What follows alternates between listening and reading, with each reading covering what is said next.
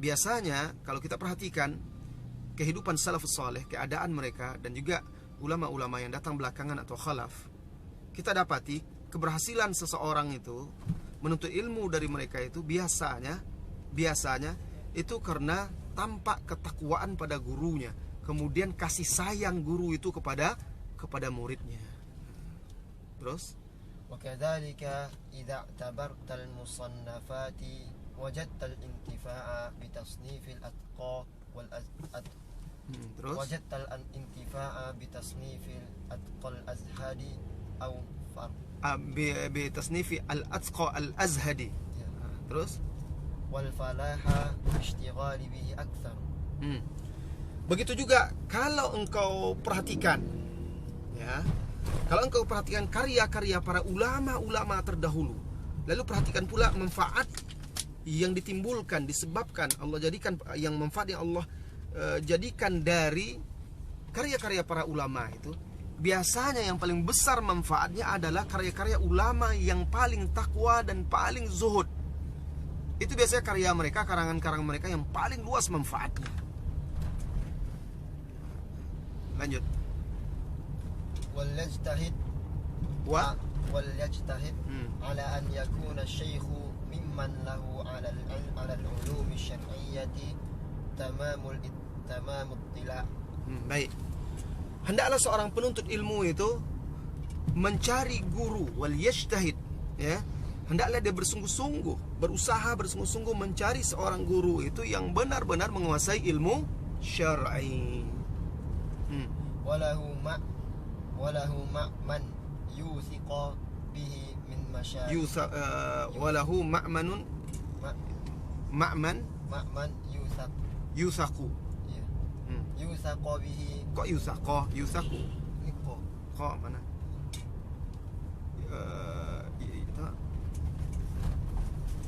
Kok bisa itu salah itu dia itu. Enggak ada penyebab dia ini kan? Itu salah cetak. Man yusaku bihi.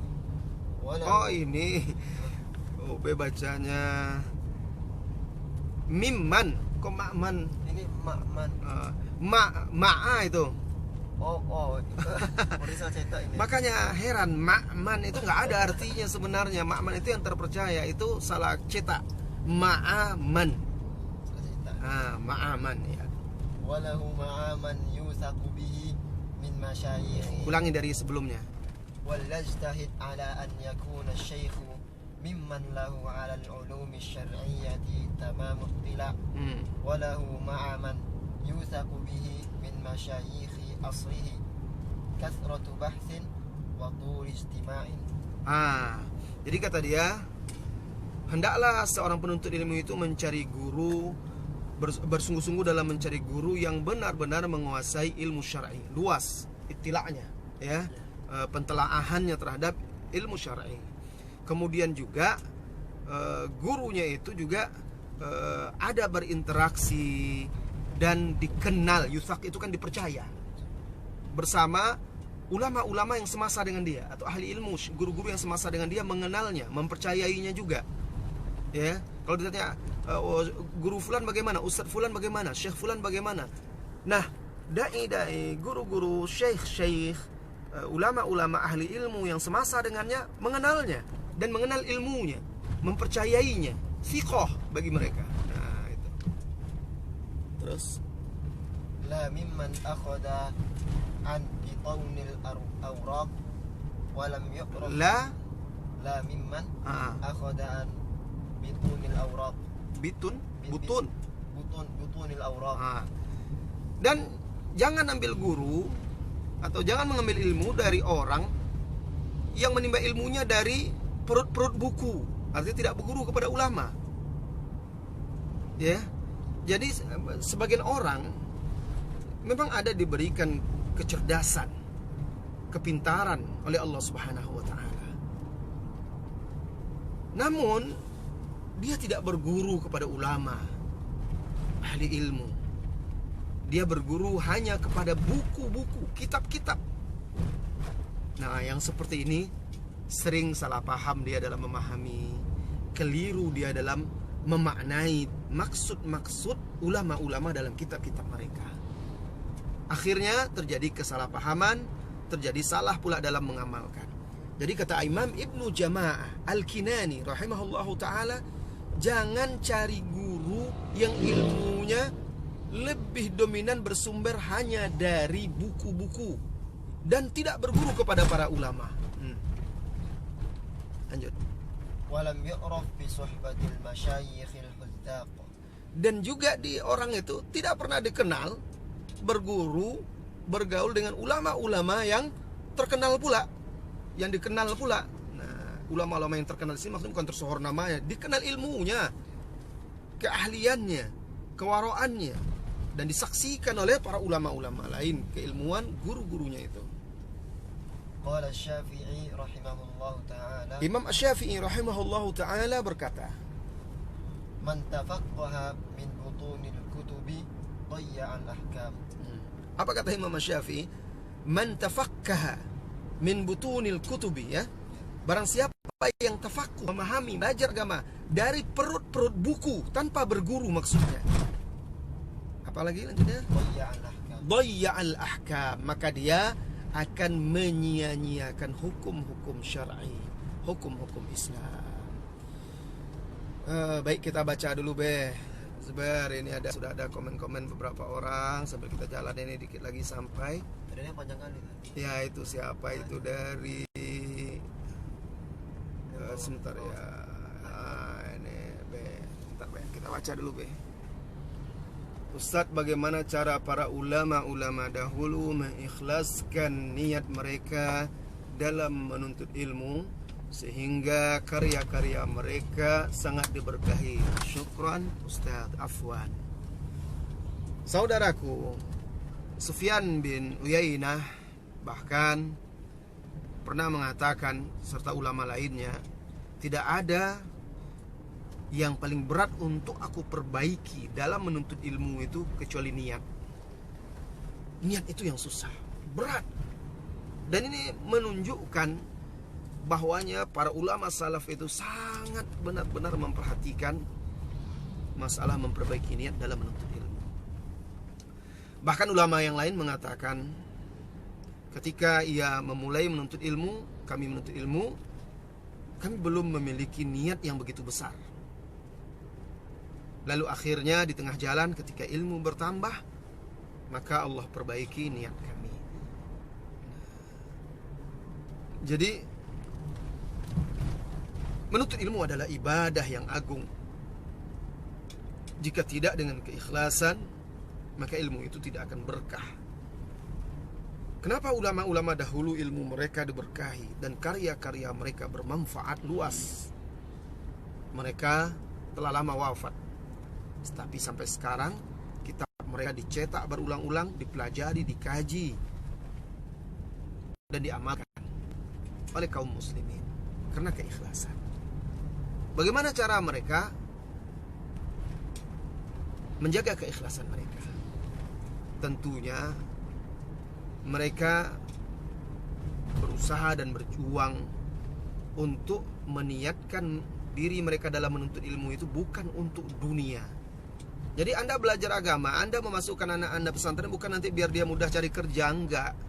Anda belajar agama, sebagian orang menulis buku, belum saatnya menulis buku, belum saat punya ilmu, dia sudah menulis buku-buku seperti para ulama. Lalu diterbitkan, dipasarkan. Sebagian ulama menasihati, seperti Syekh Muqbil mengingatkan, agar seorang penuntut ilmu itu tidak terburu-buru dalam melahirkan, mengeluarkan, menerbitkan bukunya. Apalagi kalau tujuannya agar terkenal. Apalagi kalau tujuannya di pasar untuk biar dipasarkan, bisa menghasilkan menulis buku. Kalau tujuannya untuk itu tidak ikhlas, makanya kurang berkah. Ya mungkin dunia dia dapat, tapi keberkahan dan pahala di sisi Allah Subhanahu wa ta'ala tidak diraihnya. Jadi ketika Anda menuntut ilmu, berangkat untuk ke majelis ilmu, maka tanyakan pada diri Anda, saya ini untuk siapa saya belajar ini? Untuk apa? Menghadiri majelis ilmu ini. Maka jawabannya lillahi ta'ala, dan menghilangkan kebodohan pada diri Anda. serta bisa pula menghilangkan kebodohan dari keluarga, sanak saudara, dan kaum muslimin umumnya.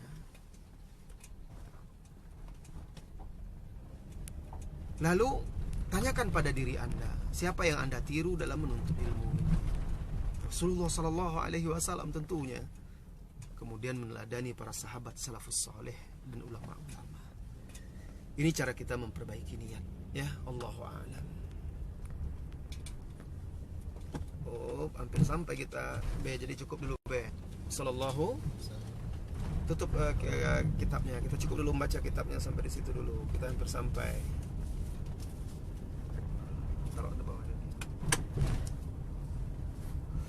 Ya, kita baca kitabnya sampai di situ dulu ya, karena kita sudah hampir sampai tadi, sambil-sambilan saja mengisi waktu kita di perjalanan. Dari rezeki illahi. Jadi salah ya, illahi itu tidak boleh double. Illah ya. Ya, ilah. Ya, jadi tidak bertasydid lamnya. Assalamualaikum Ustaz. Waalaikumsalam warahmatullahi wabarakatuh. Banyak polisi tidur sekarang. Aduh, situ ada baru lagi ya. Ada baru lagi. Tidur-tidur di jalan polisi ini, di kampung pun gitu. Jadi apa tadi pertanyaannya? Oh, masih basah? Iya, Itu udah dibuka kan? Baru nih kemarin nih, minggu kemarin kalau nggak salah. Pentingkah seorang penuntut ilmu menghafal dan mempelajari matan-matan ilmu? Wah, sangat penting. Itu dasar sekali. Penuntut ilmu yang benar-benar ingin fokus menuntut ilmu dan menguasai ilmu, wajib dia menghafal matan-matan. Apa kata salah seorang ulama dahulu? Saya masih ingat perkataan ulama dahulu itu, ihfaz takun imaman. Hafalkan ilmu-ilmu itu, engkau akan jadi pemimpin yang terdepan, jadi imam. Nah, kegunaan menghafalkan matan-matan itu, misalnya dalam ilmu usul fiqh, Anda hafal matan sehingga ketika ada permasalahan suatu masalah fikih, mudah bagi Anda untuk menghadirkan kaedah itu, usul fikih atau kaedah fikih. Oh, ini masalah ini kaedahnya. Itu faedahnya menghafal matan. Begitu juga dalam masalah-masalah tauhid, akidah, hadis, sehingga memudahkan Anda untuk mendatangkan, menyampaikan hujah-hujah, alasan-alasan, dan ilmu itu semakin lengket juga. Kemudian apalagi kata dia, bagaimana metode terbaik untuk menghafal dan murojaah ilmu yang dipelajari? Syukran. Dihafal, diulang-ulang, dan minta kawan kita untuk mentasmi'nya. Bacakan, kawan kita menyimak dan memperbaikinya. Atau bisa juga kepada guru kita, minta guru kita mengoreksi hafalan ilmu kita. Itu pertama. Kedua, dengan berdiskusi.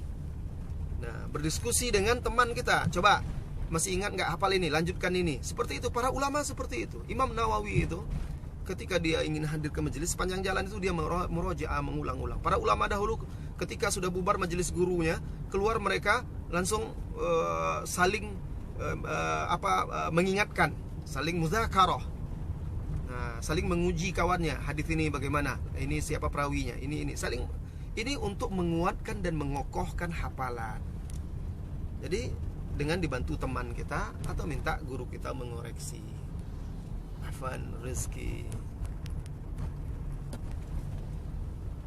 Assalamualaikum Ustaz, apa kabar? Fi amri bahari. Waalaikumsalam warahmatullahi wabarakatuh. Kabar baik, alhamdulillah. Zainun jazakumullahu khairan. Wa anta ya Zainun jazakumullahu khairan. Dari Randa Prabowo Tau. Assalamualaikum Ustaz. Waalaikumsalam. Doakan istri Anda mau lahiran, lagi nunggu bukaan. Ya, mudah-mudahan Allah mudahkan lahiran istri Anda dan istri serta bayi Anda selamat, dilindungi oleh Allah Subhanahu wa taala, diberkahi dan menjadi keturunan yang soleh bagi Anda. Apanya mereng? Oh, HP-nya mau jatuh karena ini banyak jalan jelek ya. Apa kata dia tadi itu? Assalamualaikum Ustaz. Enggak, ini udah. Apa ada amalan? Apa ada amalan apa yang bisa dilakukan setelah anak lahir, Ustaz? Oh, amalan yang dilakukan setelah anak lahir. Setelah anak lahir, sebagian ulama itu berpendapat anak diazankan di telinganya. Sebagian lagi ulama mengatakan bahwa hadisnya dhaif. Sebagai orang awam, maka Anda cukup bertanya kepada salah seorang guru atau ahli ilmu yang Anda yakini, yang Anda percayai, ya, dan ikuti dia, tidak ada masalah. Dan dalam hal ini ulama memang berbeda pendapat, ya, termasuk ulama-ulama salaf sejak zaman dahulu, bahkan ulama-ulama kita di zaman sekarang juga berbeda pendapat dalam masalah itu. Ulama yang mendhaifkan hadis itu, memandang hadis itu dhaif, dia berijtihad untuk itu, maka dia tidak mengazankan. Ulama yang memandang hadis itu sahih berdasarkan ijtihad dia, setelah dia teliti, maka dia mengazankan. Di antara ulama yang mengatakan azan itu seperti Ibnu Qayyim al-Jauziyah, ya. Itu dalam salah satu kitabnya dijelaskan diazankan, dan hikmahnya adalah agar anak itu pertama dia lahir yang dikenalnya adalah kalimat-kalimat Allah, kebaikan, tauhid. Nah, diharapkan dengan itu akan menjadi keberkahan bagi dia ke depannya. Kemudian setelah itu disunahkan anak untuk ditahnik. Tahnik itu korma yang bagus, lunak, itu Anda hancurkan. Kemudian lunak sampai sedikit aja sampai lunak. Kalau Rasulullah dahulu dia yang menggigitnya, digigitnya ya. Setelah itu Anda letakkan sedikit di lidah-lidah, di langit-langit, ya, di langit-langit anak Anda. Nah, tapi kalau Anda yang menghancurkan dengan mulut Anda, itu harus betul-betul yakini, betul-betul hati-hati, bersih nggak kan gitu, ya. Mulut Anda dalam keadaan bersih atau tidak. Kita di sini agak teduh dikit ya, matahari dari sana sebelum siang ini. Alhamdulillah sampai. Setelah itu beri nama. Beri nama yang baik.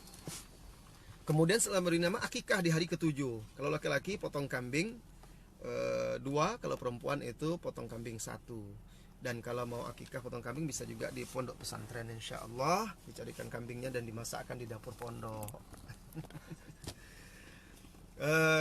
Kemudian setelah itu pas hari ke-7 itu juga dicukur rambutnya, digundul ya, digundul rambutnya, kemudian ditimbang, ditakar dengan perak, lalu uangnya disedekahkan, diinfakkan.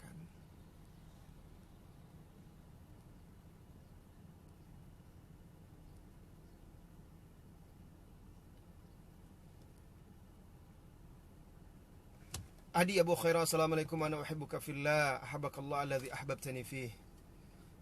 Rinaldi Ibrahim Him, assalamualaikum Ustaz. Waalaikumsalam. Abu Kevin kirim salam balik alaika wa alaihi salam.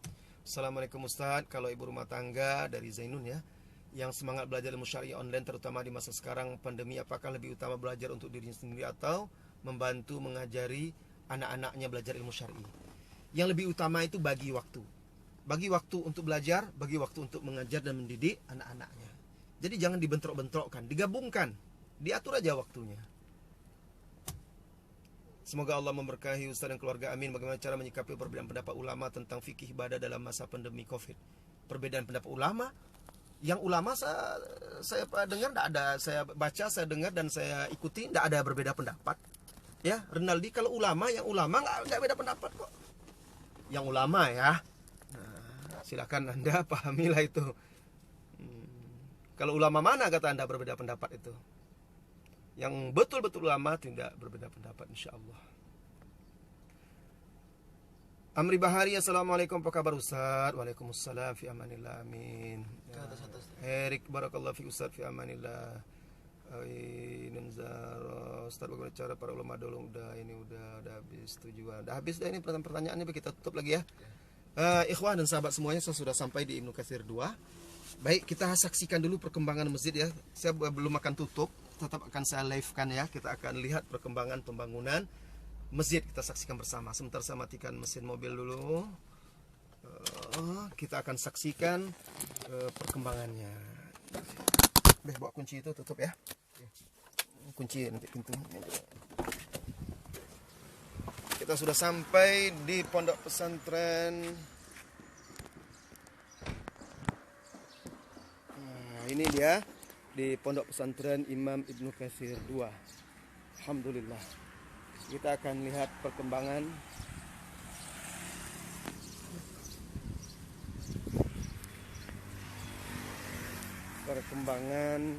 pembangunan masjid. Kita sapa dahulu Ustaz.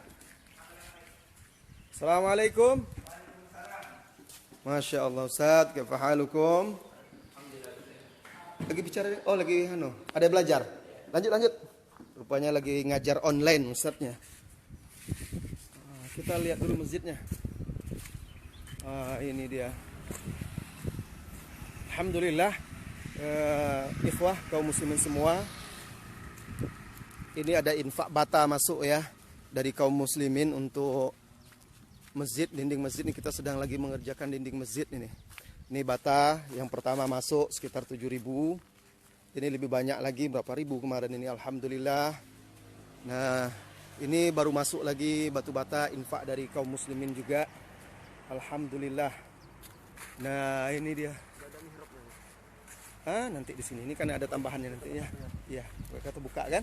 Ini kan masih ada tambahan ke depan 3 meter. Ini pada kemana tukangnya ini? Istirahat jam apa ini? Iya. Ya, sampai ini dia proses naik bata ya. Pengerjaan dinding Masjid Imam Ibnu Katsir. Ini sudah alhamdulillah.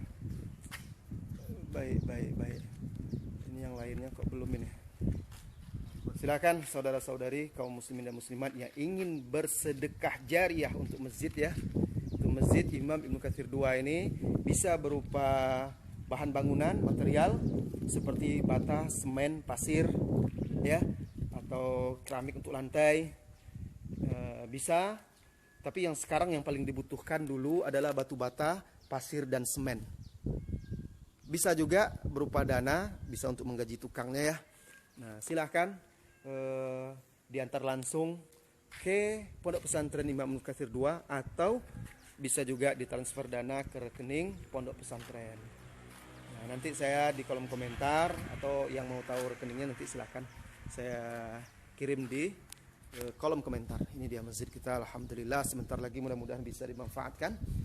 Insya Allah akan kita adakan kajian-kajian di sini agar ilmu yang hak dan dakwah yang hak juga ikut bisa